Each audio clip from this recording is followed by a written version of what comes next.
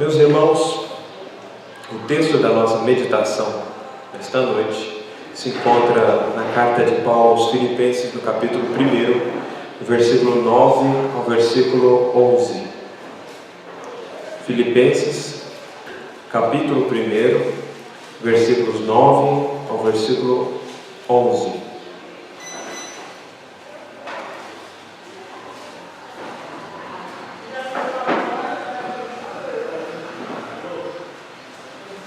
E também faço esta oração: que o vosso amor aumente mais e mais em pleno conhecimento e toda percepção, para provardes as coisas excelentes e serdes sinceros e inculpáveis para o dia de Cristo, cheios do fruto de justiça, o qual é mediante Jesus Cristo, para a glória e louvor de Deus. Amém.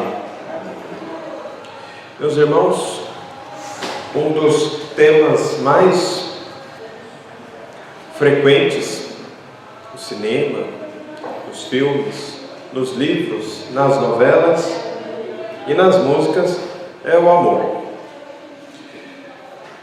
O amor é o tema de filmes como O Diário de uma Paixão, ou mesmo Vencendo os Gigantes, no qual não apenas o amor conjugal é expresso, mas também o amor do pai pelo seu filho, e a motivação de ver bem o casamento do filho o leva a ajudá-lo. O amor é tema das mais diversas mensagens, e normalmente quando nós pensamos em Deus, a primeira coisa que nos vem à cabeça é o texto que diz que Deus é amor. E há tantas pessoas que até usam essa expressão para entender que, uma vez que Deus é amor, então eu tudo posso, porque nós aprendemos que o amor não dá limites, o amor não impõe freios, o amor não disciplina. Esse é o tipo de amor que se pensa existir hoje em dia e que frequentemente se entende. De modo que um pai ou uma mãe que são tidos popularmente como pais que amam seus filhos são aqueles que submetem seus filhos às decisões das suas casas. Por exemplo, o filho decide o que a família vai comer, o filho decide o que a família vai festejar, e eles entendem que isso é amor, deixar que a pessoa amada faça o que ela bem entender e ande da forma como bem quiser. Há outras também expressões de amor. Pensa-se que amor é nunca contrariar alguém. Então nós, normalmente quem pensa assim, quando convive na igreja, não tolera ser contrariado, ou ainda não é capaz de chamar a atenção do outro, porque a pretexto de dizer que o ama, jamais vai contrariá-lo, já que o amor manifesta-se para essas pessoas também dessa forma, e jamais contrariar uma pessoa. Mas nós estamos aqui diante de uma passagem que nos ensina que para amar é preciso orar. Esse é o tema da nossa mensagem. Grave isso. Para amar é preciso orar. Sabe por quê? Os irmãos vão ver no texto, já no versículo 11, no versículo 9, e também faço esta oração: que o vosso amor aumente mais e mais. Aumente mais e mais, em pleno conhecimento e toda percepção. Paulo está orando para que o amor que há na igreja cresça mais e mais. Isso nos permite entender que o amor deve ser objeto da oração, para que ele cresça. Meus irmãos, é possível que o amor cresça? O texto está dizendo que é possível. Agora, como fazer o amor crescer? Qual seria o fermento que faz com que o amor cresça? A oração. E também faço esta oração: que o vosso amor aumente mais e mais em pleno conhecimento e toda percepção. Vocês já pensaram alguma vez de que o amor pode crescer e que o amor cresce mediante a nossa oração? Já pensou numa coisa dessa? Já pensou que talvez quando a gente fala que o amor acabou, na verdade, possa ser, ele diz que o que acabou na verdade foi a oração. Que a gente não ora por aquilo e, portanto, o amor vai esfriando de quase todos, assim como a oração também vai esfriando. E assim como nós somos uma geração que não ora, nós também somos uma geração que não ama. Nós somos a geração que ama as coisas e usa as pessoas, enquanto deveríamos fazer exatamente o contrário: amar as pessoas e usar as coisas. Vejam, meus irmãos, que para que o amor cresça é preciso orar. Ou será que Paulo aqui está equivocado quando ele coloca essa estratégia? Ou será que conforme o tempo vai passando, o amor na igreja vai aumentando ou ele vai se esfriando? Mas eu gostaria de lançar aqui uma advertência para que você não saia daqui sem pensar isso. A pergunta não é simplesmente se as pessoas te amam, mas se você ama as pessoas. Eu costumeiramente ouço: pastor, ninguém me visita. Mas a pessoa que reclama que ninguém a visita, normalmente não visita ninguém. Pastor, ninguém se importa comigo. Mas normalmente as pessoas que falam isso também não se importam com as outras pessoas. Então quem vai amar o outro se nós todos ficarmos esperando sermos amados ao invés de amar? Essa é uma receita para dar errado, de A a Z, de Gênesis, Apocalipse, de Alfa a Ômega. Não tem como dar certo. Se todos esperarem ser amados sem amar ninguém, não vai dar certo. Não tem como dar certo. Aliás, é por isso, exatamente por isso, que o texto nos ensina que nós precisamos amar, e que para amar, até porque quem não ama não conhece a Deus, porque Deus é amor. Para amar é preciso orar. E o nosso amor deve ser objeto das nossas orações. Você já orou alguma vez para que o seu amor cresça? Não o amor do outro, o seu. Não estou falando que você devesse pedir para ser mais amado. A pergunta é se você ora para amar mais as pessoas. Lembremos que o maior mandamento é: amarás ao teu Deus. E o segundo, maior, é semelhante a este: amarás a teu próximo como a ti mesmo. De modo que, ao não amar, nós descumprimos os maiores mandamentos. E normalmente as pessoas pensam que o maior mandamento é: não adulterarás. E aí nós ficamos felizes porque nós não adulteramos e descumprimos os dois maiores mandamentos. Não estou mandando ninguém adulterar. É bom que eu não adultere mesmo. É bom que não minta, é bom que não mate. Mas se não amarmos uns aos outros, estamos descumprindo os dois maiores mandamentos: amarás ao teu Deus e amarás ao teu próximo. Os irmãos veem por que é preciso orar para amar? Porque se nós não amamos, nós descumprimos os dois principais mandamentos. Se nós não amarmos uns aos outros, se nós não formos unidos de alma, se nós não tenhamos entre nós mesmos entranhados afetos de misericórdia, nós somos um povo totalmente igual às pessoas que estão fora do povo de Deus. Se nós não amarmos uns aos outros. Por isso Paulo fala: eu oro para que o vosso amor aumente. Nós precisamos orar para que o nosso amor aumente, para que ele cresça cada vez mais. Mas o texto continua: em pleno conhecimento e toda persuasão ou percepção. Os irmãos percebem que o amor, ao invés de ser um desconhecimento, ele está fundamentado e relacionado a um conhecimento, o que é extremamente interessante, porque quanto mais nós conhecemos as pessoas, em primeiro lugar, mais nós conhecemos seus defeitos.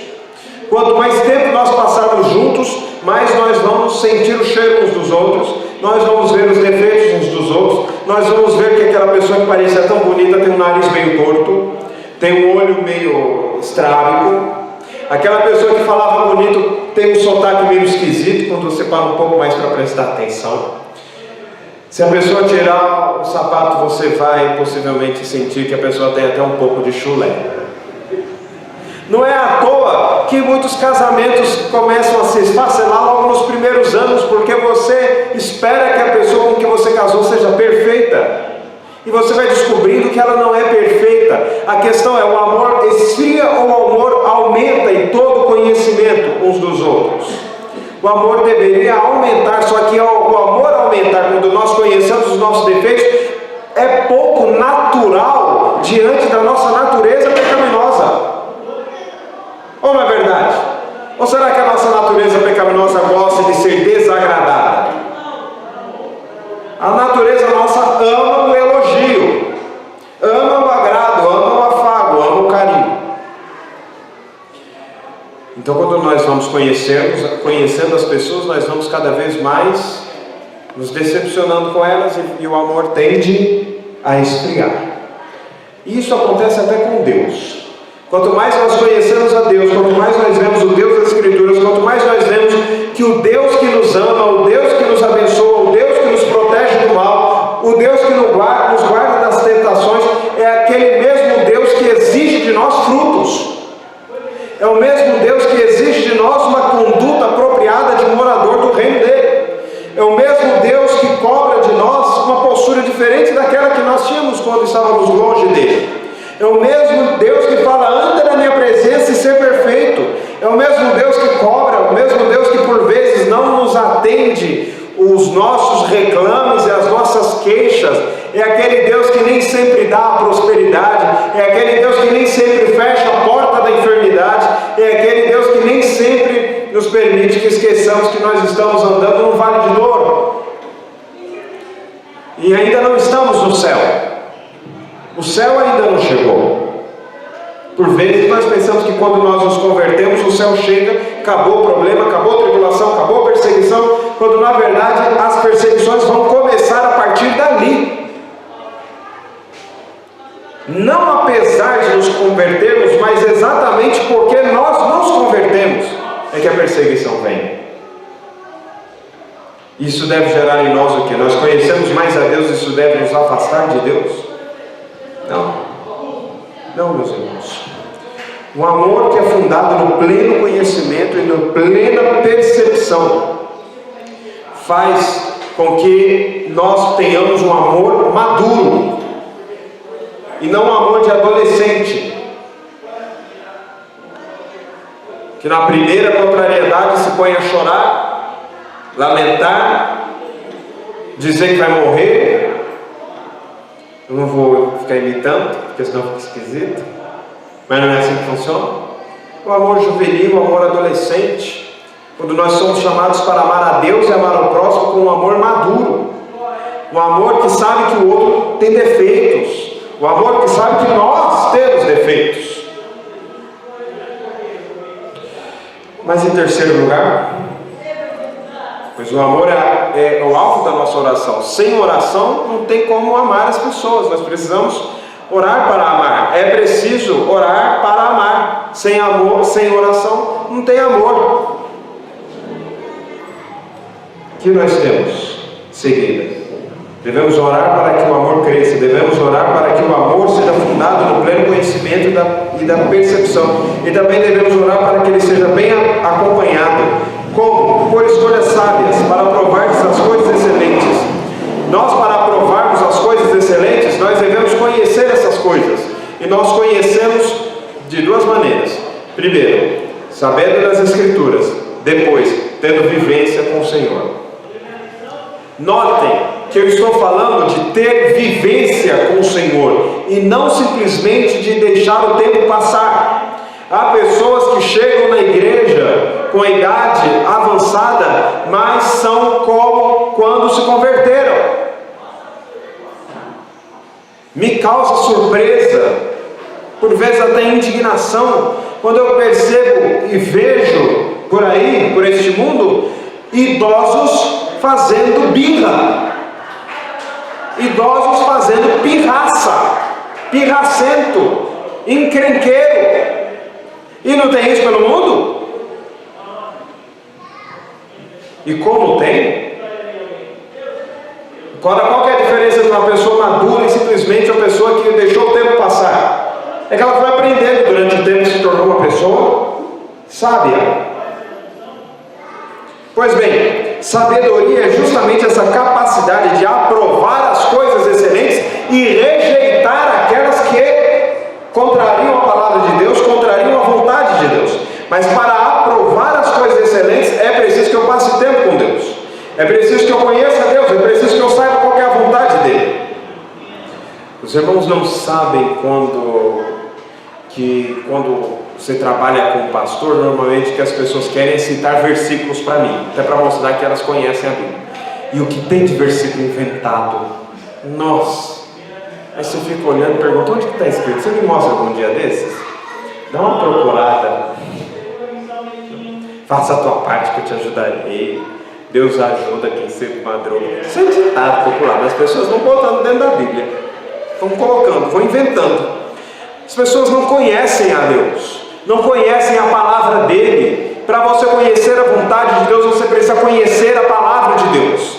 Há muitas pessoas que vão atrás de profecias verdadeiras, com perdão da expressão, verdadeiras profetadas, e não profecias, e não conhecem a vontade de Deus, porque não andam com Deus. Estão atrás de uma cartomancia, ou de uma quiromancia, ou do tarô evangélico, de leituras em expressões bíblicas tomadas a esmo, sem nenhum cuidado, sem nenhum critério, tirando o texto de seu contexto para falar que é Deus falando com ele, quando na verdade não é Deus falando com ele, é sua carne interpretando errado o que a Bíblia diz. Para entender o texto, é preciso que você saiba o contexto, senão ele se torna um pretexto para fazer alguma coisa. É preciso ler as Escrituras no contexto em que elas foram escritas. Tomar uma expressão do profeta Jeremias e retirar do livro do profeta para aplicar na minha vida não é uma decisão sábia. Não está fazendo com que eu esteja aprovando as coisas excelentes. Mas tem mais. Sermos irrepreensíveis, sinceros e inculpáveis para o dia de Cristo. O alvo da oração de Paulo é para que a igreja se torne cada vez mais inculpável, para que ela vá deixando as práticas pecaminosas e vai se aproximando a cada dia da semelhança de Jesus. Nós precisamos ser parecidos com Jesus. Você se parece com Jesus? Sabe quando você ou eu vamos ser parecidos com Jesus? Quando as pessoas estiverem falando de nós, disserem, eu não sei como Jesus era, mas eu tenho certeza que ele se comportava como fulano de tal. Porque por meio do comportamento, do nosso agir, do nosso falar, as pessoas devem dizer, eles estiveram com Jesus. Não é uma mera religiosidade. Realmente eles estiveram com a pessoa de Jesus. Mas há mais. Versículo 11: cheios do fruto da justiça. Nós precisamos, meus irmãos, dar frutos. Nós precisamos dar frutos. Eu não sei se os irmãos ficam preocupados com isso, eu fico preocupado. Eu fico preocupado com que tipo de fruto eu estou dando. Qual é o meu fruto? O meu fruto vai permanecer? Será que o meu fruto fosse, embora importante, for apenas um copo de água dado a um evangelista esperando receber no céu um galardão, e com certeza vai receber, porque a promessa do Senhor é que recebe, mas será somente isso o seu fruto? Não há mais nada que você possa ou deva fazer para o Senhor? Ah, pastor, eu não sei o que eu devo fazer para Deus. Vá buscar na Bíblia, não fique inventando. Quem fica inventando coisa para fazer, erra. Quem vai às Escrituras e se pergunta, Deus, qual é a tua vontade para a minha vida? E vai, e lê dentro do contexto, e não tira do contexto em que foi escrito, mas vai interpretando para ver o que é a vontade de Deus para a sua vida. Você vai sabendo e vai dando frutos. Não fica simplesmente aquela conversão vazia, a pessoa se converte, mas ela não tem frutos. Ela fala que é crente, mas seu comportamento diz o contrário. Ela fala que Jesus é importante para ela, mas ela nunca falou de Jesus para as pessoas. Vocês querem saber o que é importante para mim? Passe 24 horas comigo e aquilo sobre o que mais eu falar é aquilo que é mais importante para mim. Simples assim. Vocês querem saber o que é importante para mim? Pega a fatura do meu cartão de crédito e vê com o que eu gasto mais. Aí você vai saber o que é mais importante para mim. Você quer saber o que é importante para mim? Passe 24 horas do meu dia junto comigo, ou quem sabe 7 dias da semana, e veja o que eu mais faço durante a semana. Aquilo será a coisa mais importante para mim. Não adianta a gente falar que Jesus é importante para nós e nós não gastarmos tempo com Jesus. Não adianta falar que a Bíblia é o livro mais importante para mim se eu nunca leio. São meras palavras, não tem significado. É preciso que produzamos frutos.